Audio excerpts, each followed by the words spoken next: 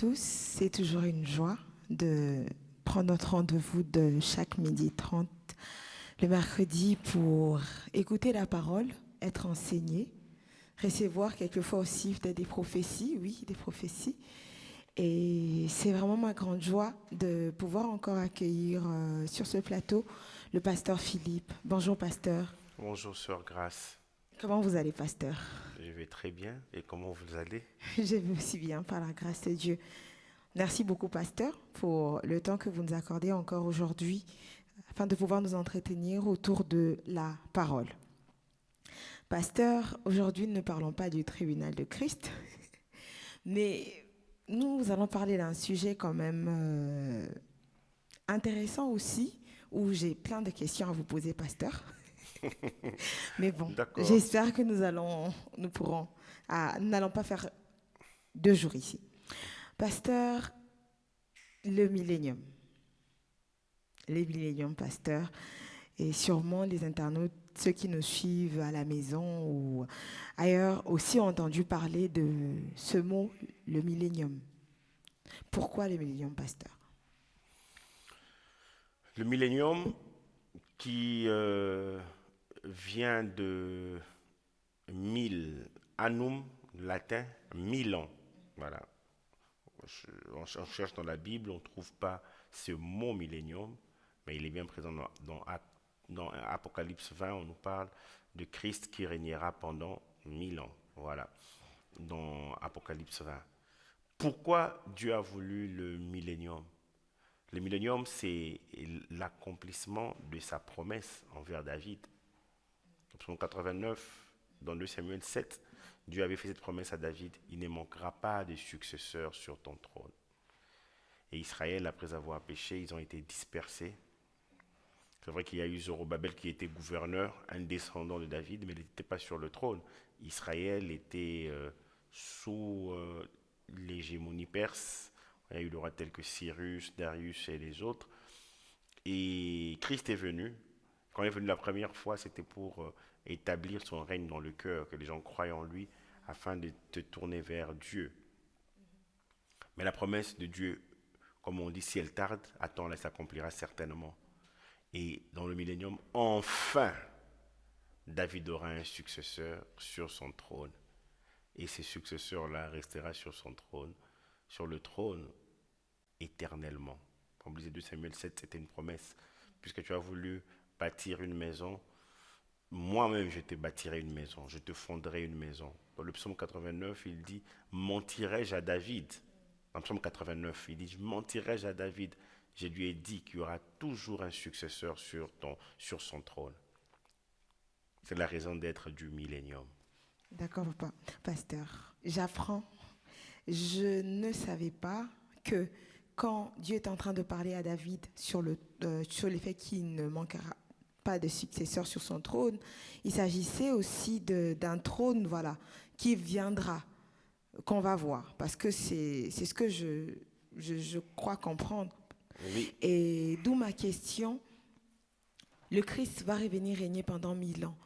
Est-ce qu'il s'agit d'un règne physique? Comme vous avez dit, Dieu a promis à David. David était sur un règne qui était un règne qu'on a vu, nous connaissons tous les rois. David, il était sur un règne qu'on voyait.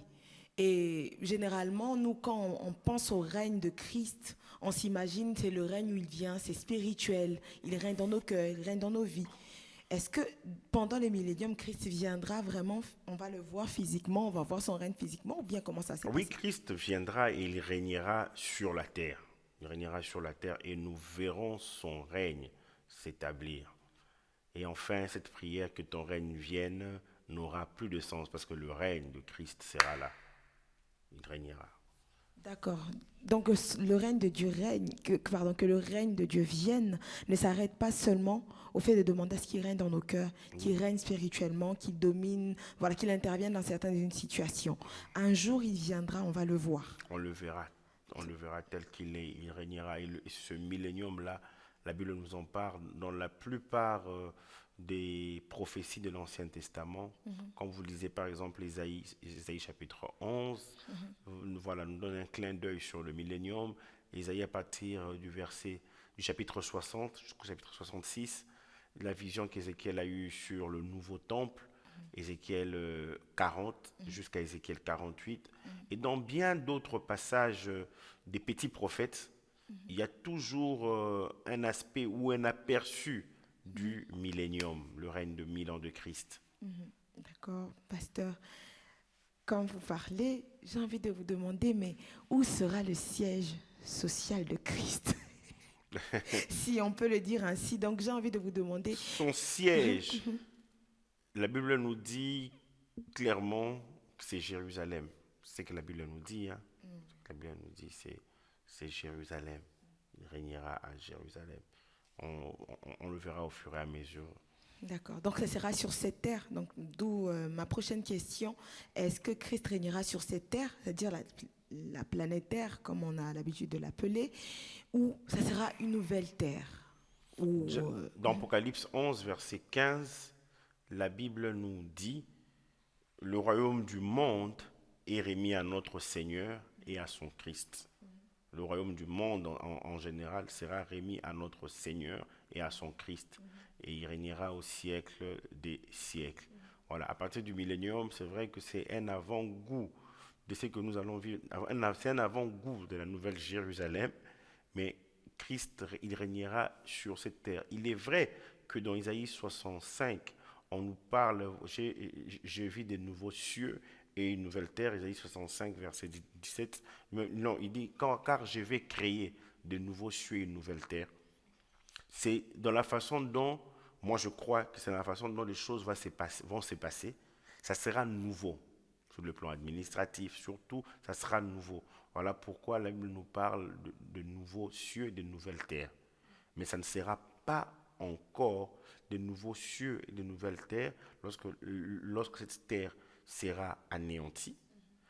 Et là, Jean est en train de voir la nouvelle Jérusalem qui descend du ciel. Voilà. On peut aussi me contredire là-dessus, mais je crois que Christ viendra d'abord régner sur cette terre, sur cette terre. Il y aura de nouvelles choses qui vont s'accomplir. Et dans la suite, après les 1000 ans, il y aura d'autres événements. Et enfin, ça sera aussi la fin. Et Christ nous introduira dans l'éternité. D'accord, pasteur, merci. Pasteur, quand vous parliez, je veux vous demander, il y a cette parole de la Bible qui dit que Dieu n'habite pas à les maisons faites des mains des hommes. Mais quand vous parlez du millénium, Jésus va venir régner. Sûrement, j'ai envie de savoir, pasteur, toutes ces constructions vont rester. Les constructions sur la terre vont rester. Est-ce que les présidents, par exemple, qui sont dans différents pays, vont toujours régner? Ou bien on n'aura qu'un seul roi, Jésus? Est-ce que ces anges vont descendre avec lui aussi pour gouverner avec lui? Oui, il y aura les nations. Voilà, il dirigera avec une verge de fer. Et voilà, on nous dit, il punira les nations. Il va redresser les nations, voilà, pour que les gens marchent à sa suite. Dans le millénium, tout va être, c'est le règne de Christ. Ce n'est pas un autre règne, c'est le règne de Christ qui sera établi dans le monde, dans toutes les parties du monde. C'est Christ qui régnera avec les élus. Voilà, les anges seront déployés. Ça, voilà, jusqu'à maintenant, voilà, ce sont les nations qui règnent en général. Mais Christ lui-même, il viendra régner. Et comme je disais, on le verra face à face. C'est lui seul qui va régner. Et puis, il y a ses disciples, là, il dit que vous qui avez marché avec moi, vous régnerez sur les 12 tribus d'Israël. Vous avez persévéré avec moi. Vous avez souffert. Alors, comme récompense, vous allez régner. Waouh, pasteur. Donc, j'ai envie de dire, je dois revoir ma manière de lire la Bible. Oui, parce que je m'arrête sur l'aspect spirituel, je vais dire des choses. Je m'arrête sur l'aspect spirituel. Je crois que c'est sûrement le cas d'une personne qui nous suit aussi, qui se dit, bon, les promesses de Dieu dans la Bible s'arrêtent juste au niveau spirituel. Et alors que ces promesses, oui, ça se passe au niveau spirituel. Mais aussi, par exemple, là, vous avez dit quoi? Le passage qui parle de Christ qui dit, vous qui avez persévéré avec moi jusqu'à la fin. Nous, quand on voit ça, on s'est dit juste, bon, c'est au moment de la récompense que voilà, le Seigneur va nous récompenser. Alors que, oui, il y a un temps que Dieu a Oui, fixé, ou même sur Matthieu cette terre. 19, 28 en parle.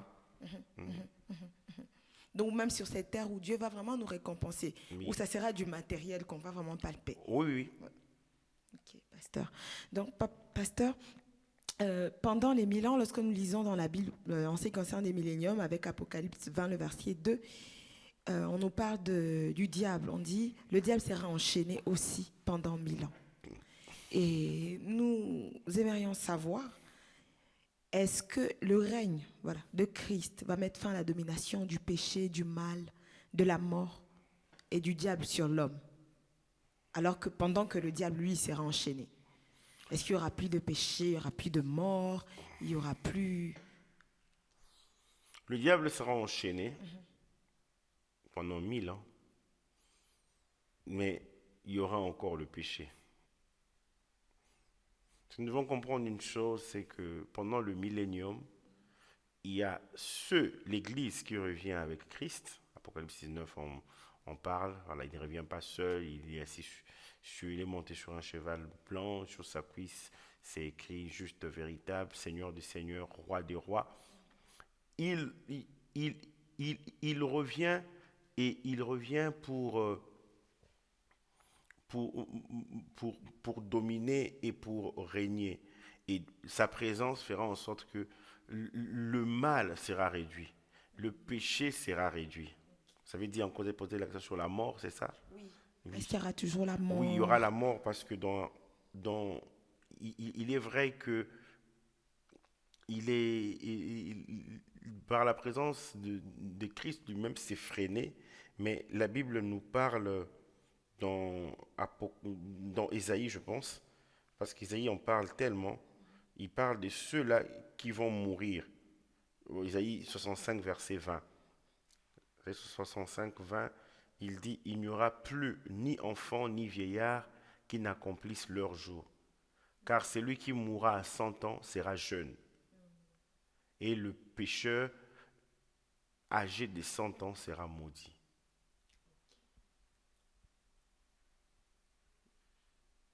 Là encore, on peut poser la question, comment y aura-t-il des morts? Mais parce que dans le millénium, je disais tout à l'heure, il y a de ceux-là, deux catégories de personnes qu'on va trouver durant le règne du millénium.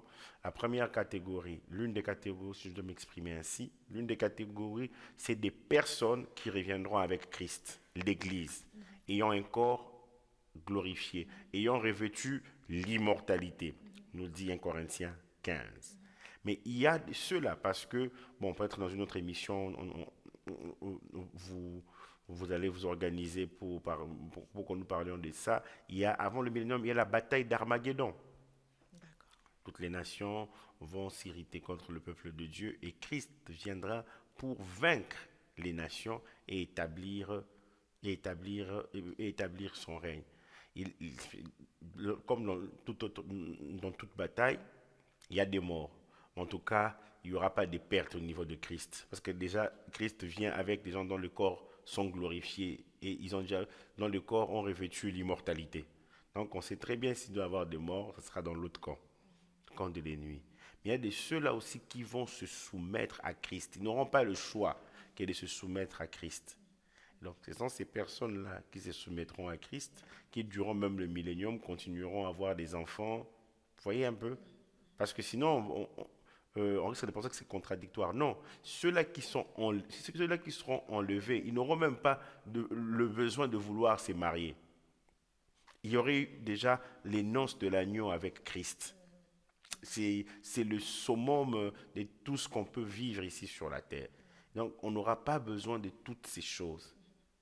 Donc, ce sont ceux-là, n'ayant pas le corps glorifié, qui risqueraient d'avoir encore le désir de faire le mal, le désir de pécher.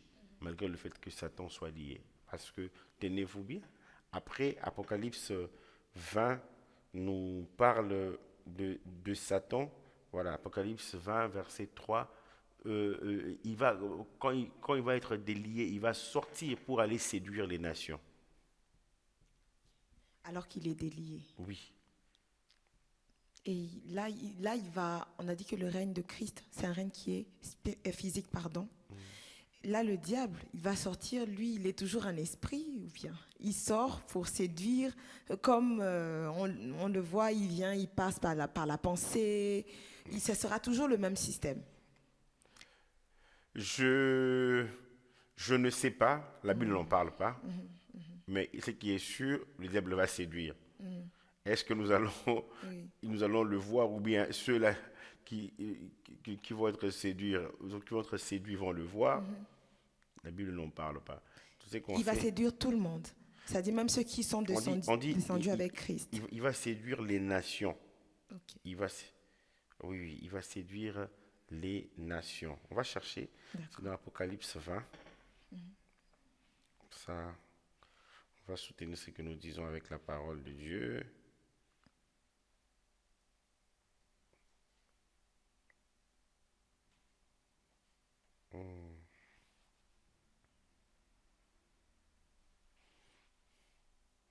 Apocalypse 20, verset 7.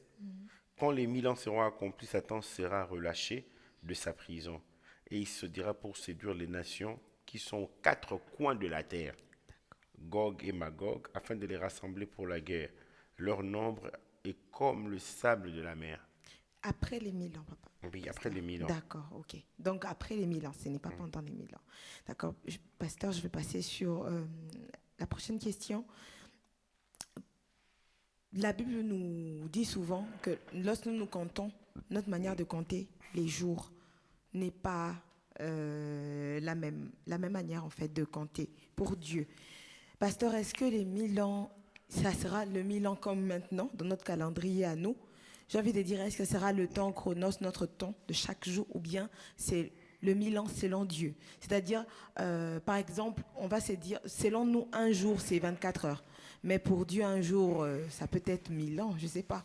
Est-ce que ça sera 1000 ans, monsieur, par 1000, ou bien 1000 ans, comme on est en train de compter? Ça sera un temps qui sera défini par Dieu lui-même. Quand on nous parle des 1000 ans, ça peut être moins, ça peut aussi être plus. Mais quand on voit le fait que la Bible nous parle même que ça sera celui qui mourra à 100 ans sera jeune, ça montre déjà que ça sera long. Ça sera long. Mais comme Dieu lui-même a dit à Moïse dans Deutéronome 29, les choses cachées sont à l'Éternel, les choses révélées sont à nous et à nos enfants. Donc, il est de ces mystères que Dieu lui-même cache. D'accord. Donc, nous avons juste hâte d'y être pour Amen. vivre ces 1000 ans par la Amen. grâce de Dieu. Pasteur, une autre question, Apocalypse 20, le verset 4, décrit ceux qui vont régner avec Christ pendant ces 1000 ans. Ma question est de savoir, est-ce que ce règne va ressembler au règne d'aujourd'hui comme on peut le voir sur la terre? C'est-à-dire, à chacun sera donné, par exemple, une terre. Moi, peut-être que on va me donner de régner, je ne sais pas, sur une partie en Afrique. Ou bien, ça sera comment est-ce que ces gens-là vont régner avec Christ? Bon, quand on parle des caractéristiques, la Bible est claire par rapport aux caractéristiques de ce règne de 1000 ans. On nous parle de la justice. Il y aura la justice, il y aura la paix, donc il n'y aura plus de guerre. Et durant cette période, la Bible nous parle aussi, il y aura ces désirs-là de toutes les nations de s'approcher de Dieu. Et ils passeront, ils passeront auprès de saints pour s'approcher de Dieu. Il y aura ces désirs-là de la parole. Allons, montons à la montagne de l'Éternel afin qu'il nous enseigne ses voies. Malachie 4, versets 1 à 4, il arrivera dans la suite des temps que la montagne de la maison de l'Éternel sera fondée sur le sommet des montagnes, qu'elle s'élèvera par-dessus les collines, et que les peuples y afflueront. Des nations s'y rendront en foule, et ils diront, venez et montons à la montagne de l'Éternel, à la maison du Dieu de Jacob, afin qu'il nous enseigne ses voies et que nous marchions dans ses sentiers. Car de Sion sortira la loi, et de Jérusalem la parole de l'Éternel. Il sera juge d'un grand nombre de peuples, l'arbitre de nations puissantes, lointaines. De leurs glaives, ils forgeront des oyaux, et de leurs lances des serpes. Une nation ne tirera plus l'épée contre une autre, et l'on n'apprendra plus la guerre. Ils habiteront chacun sous sa vigne et sous son figuier, et il n'y aura personne pour les troubler, car la bouche de l'Éternel des armées a parlé. Là, à Michée 4, on voit quelques caractéristiques de ce millénium, un règne de paix, un règne de justice, et la Bible nous montre même que le sol sera productif, tel que Michée 4, 1 à 4 le dit. Voici quelques caractéristiques du millénium. Sur le fait que, j'avais posé la question, c'est à chacun il sera donné un pays ou une portion de terre où il doit régner. Oui, la Bible nous en parle. Dans Luc, je pense, 19, quand Christ parle de la parabole des mines, qui ressemble à la parabole des talents, mais ce n'est pas la parabole des talents. Je vais chercher Luc 19, 11 à 7, je peux lire. D'accord, pasteur. Ils écoutaient ces choses et Jésus ajouta une parabole parce qu'il était près de Jérusalem. Et l'on croyait qu'à l'instant le royaume de Dieu allait paraître. Il dit donc, un homme de haute naissance s'en alla dans un pays lointain pour se faire investir de l'autorité royale et revenir ensuite. Il appela 10 de ses serviteurs et leur donna 10 mines. Et il leur dit, faites-les valoir jusqu'à ce que je vienne. Mais ses concitoyens plutôt le haïssaient et ils envoyèrent une ambassade après lui pour lui dire, nous ne voulons pas que cet homme règne sur nous. Lorsqu'il fut de retour, après avoir été investi de l'autorité royale, il fit appeler auprès de lui les serviteurs auxquels il avait donné l'argent, afin de connaître comment chacun l'avait fait valoir. Le premier vint et dit, Seigneur, ta mine a apporté 10 mines. Il lui dit, c'est bien, bon serviteur, c'est parce que tu as été fidèle en peu de choses, reçois le gouvernement des 10 villes. Le second vint et dit, Seigneur, ta mine a produit 5 mines. Il lui dit, toi aussi, sois établi sur 5 villes. On peut s'arrêter là, c'est jusqu'au verset 27. D'accord, pasteur. En lisant ces passages, nous pouvons comprendre qu'il ne suffit pas seulement de croire en Christ pour régner pendant ces 1000 ans. Il faut effectivement accomplir des œuvres. Parce que là, ils reçoivent une récompense. Donc, Oui. nous aimerions savoir si est-ce que croire en Christ suffit pour régner, ou bien en plus de croire, il nous faut accomplir des œuvres spécifiques.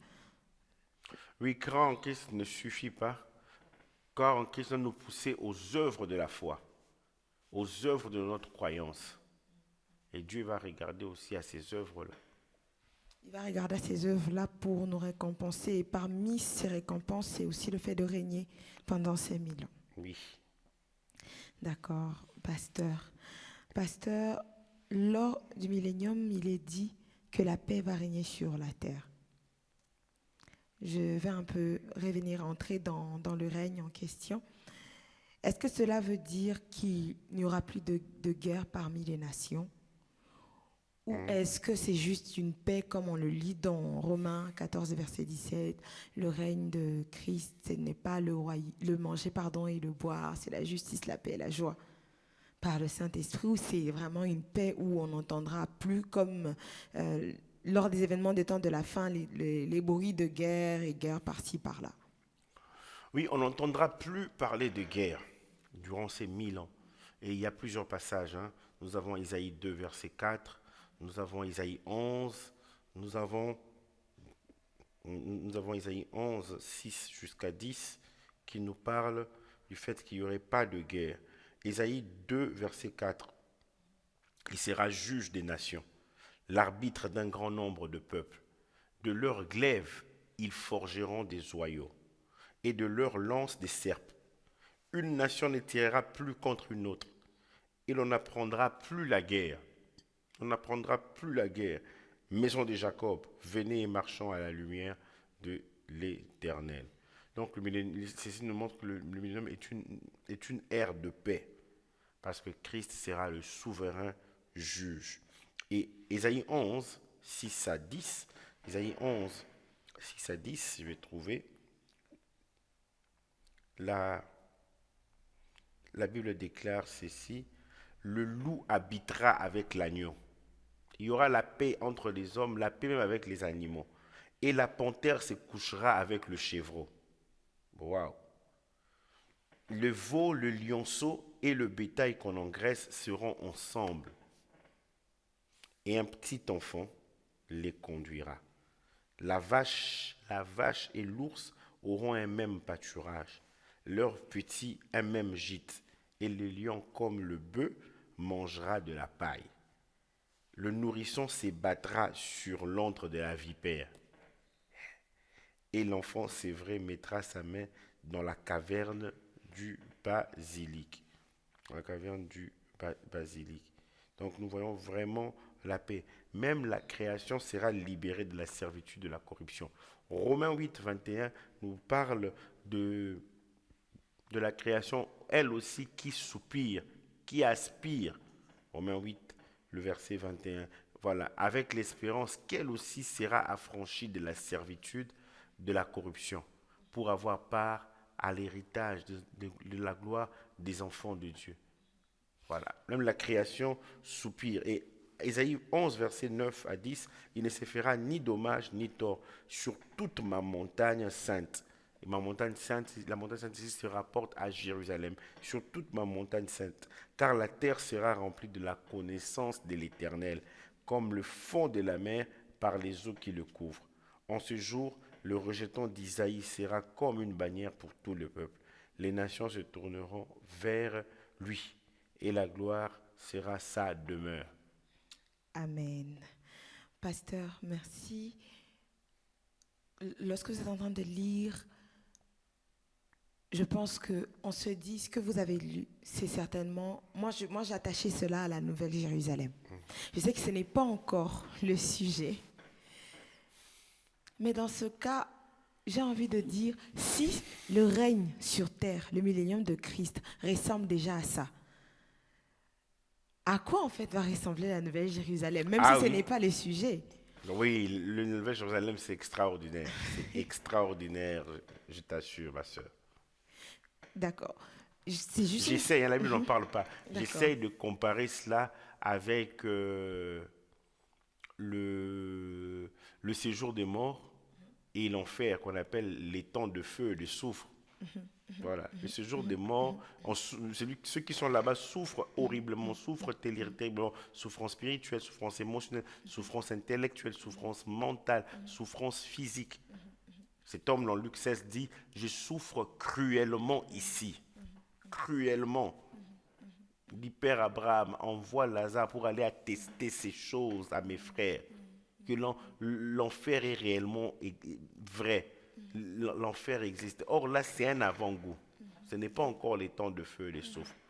Et donc, nous aussi, notre avant-goût sera extraordinaire. Ça ne sera pas dans les larmes, dans les pleurs, mais notre avant-goût sera dans l'adoration, dans la louange à notre Dieu. Amen. Merci, pasteur. Nous tendons petit à petit vers la fin de l'émission de ce jour. Donc, je voudrais demander à ceux qui ont des questions, prière de pouvoir nous les envoyer sur le numéro qui s'affiche sur l'écran. Pasteur, aujourd'hui, en vous écoutant, en écoutant tout ce que le Seigneur nous réserve pour la Nouvelle Jérusalem, pour les milléniums, autant pour moi, j'ai hâte d'y être. Et cela me donne de me remettre encore en question, de me dire, je dois vraiment être prête. Je ne dois pas prendre à la légère ma vie chrétienne. Parce qu'en écoutant toutes ces choses sur le millénium, nous avons vu que ce n'est pas tout le monde, en fait, qui va vivre cela. Et des fois, sur la terre, lorsqu'on ne reçoit pas encore la récompense de notre foi, de notre engagement pour le Seigneur, on a envie d'abandonner ou bien de baisser un peu notre zèle. Et en écoutant ce que vous dites aujourd'hui, moi, ça m'encourage à encore ranimer encore persévérer parce que la récompense, elle sera vraiment réelle et grande. Qu'est-ce que, pasteur, vous avez à nous donner, j'ai envie de dire, comme conseil, alors que nous attendons? Peut-être certains qui lisent souvent ces choses, ils se disent, ah, ce sont juste des écrits, voilà, dans la Bible, les milléniums, bon, les milléniums, mais c'est vraiment réel. Nous allons vivre ces choses, nous allons palper ces choses. Quel conseil vous pouvez donner, quel encouragement vous avez à donner à un chrétien, un frère ou une sœur aujourd'hui qui peut-être voulait abandonner ou bien baisser, diminuer dans son zèle? Frères, sœurs, n'abandonnez pas. N'abandonnez pas. Il y a le royaume de Dieu qui est présent, mais il y a un royaume qui vient. Il y a un royaume qui vient. Nous devons avoir cette passion. Cette passion-là nous anime d'aller jusqu'au bout, que nous puissions prendre part à l'enlèvement, que nous puissions prendre part à cette félicité céleste, que nous puissions prendre part d'être à côté de notre Seigneur Jésus, celui en qui nous avons cru sans l'avoir vu. Mais les jours viennent où nous allons le voir. Chacun de nous, Dieu a prévu quelque chose d'important. J'aime beaucoup la parabole des mines. Si la parabole des talents parle des capacités, parce qu'on dit à chacun selon ses capacités, Dieu donne des moyens, ce maître donne, qui représente Dieu, donne les moyens, et parce que le maître connaît la capacité de chacun. Toi, tu peux gérer 5, toi, tu peux gérer 3, toi, tu peux gérer 1. Dieu ne nous donne pas les choses par caprice, parce qu'on a été capricieux ou capricieuse. Non, c'est en fonction de nos capacités. Or, comme nous lisons Luc 19, 11 à 26, on nous parle maintenant de la parabole des mines.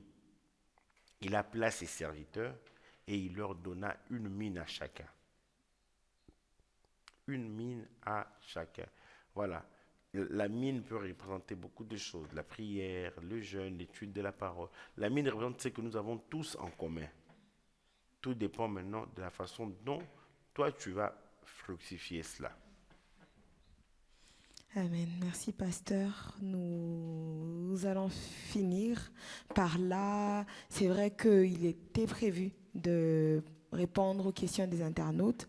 Nous y répondrons dans une prochaine émission et par la grâce de Dieu, prochainement, nous allons encore continuer sur les milléniums car il y a encore beaucoup de choses à apprendre. Ça ne se fait pas d'habitude. Pasteur, je voudrais vous demander de prier pour nous alors que nous finissons cette émission. Parce que le but, ce n'est pas d'avoir plusieurs informations. Ah, voilà, ça sera comme ça dans les milléniums. Voilà, ça va se passer comme ça. Non, mais le but, c'est que nous puissions connaître ce que Dieu réserve pour nous et que nous puissions y prendre part. Voilà, y prendre part. Pas comme ceux qui vont regarder, mais ceux qui vont aussi y participer, régner. Est-ce que vous pouvez prier pour nos pasteurs en ce sens? Oh, Jésus régnera. Jésus régnera, oh Jésus régnera, oui Jésus régnera, oui oh Jésus régnera, Jésus régnera, oh Jésus régnera, oui Jésus régnera, oui Seigneur Jésus tu régneras. Seigneur, ce n'est pas une information juste pour nous remplir la tête, mais c'est pour que nous puissions savoir que tu nous amènes quelque part. Nous allons voir ce règne établi ici sur la terre. Seigneur, nous le croyons, alors que mon frère, ma soeur puissent persévérer. Seigneur, que mon frère, ma soeur puissent aller jusqu'à la fin de sa course en s'attachant à toi au nom de Jésus. Seigneur, je viens prier pour que personne ne puisse rater ton avènement. Oh Seigneur Jésus, parce que tout se décidera là, que personne ne puisse rater ton avènement. Seigneur, que nous puissions remplir l'œuvre, le travail que tu nous as recommandé dans Matthieu 28, 18 à 20, Seigneur. Oh Seigneur, afin de discipliner les nations, afin que les cœurs soient soumis à Christ et à Christ seul. Seigneur, merci. Merci parce que nous savons que notre travail ici, Seigneur, n'est pas vain. Seigneur, merci. Après être passé par le tribunal de Christ, Seigneur, quand tu reviendras, Seigneur, lors de ta seconde venue, lorsque nous reviendrons avec toi, tu nous établiras. Tu donneras à l'un le gouvernement de 10 villes, à l'autre le gouvernement de 5 villes. Seigneur, merci. Merci, Seigneur, parce que nous soupirons après ce règne de paix, après ce règne, Seigneur, de justice. Seigneur, merci. Oh, Seigneur, quelle merveilleuse paix où les instruments de guerre seront transformés en instruments d'agriculture. Seigneur, merci. Merci pour ce que tu feras. Et en attendant, Seigneur, nous voulons nous attacher à toi. Que l'honneur et la gloire te reviennent. Au nom de Jésus-Christ. Amen. Amen. Merci à tous et bonne suite d'après-midi.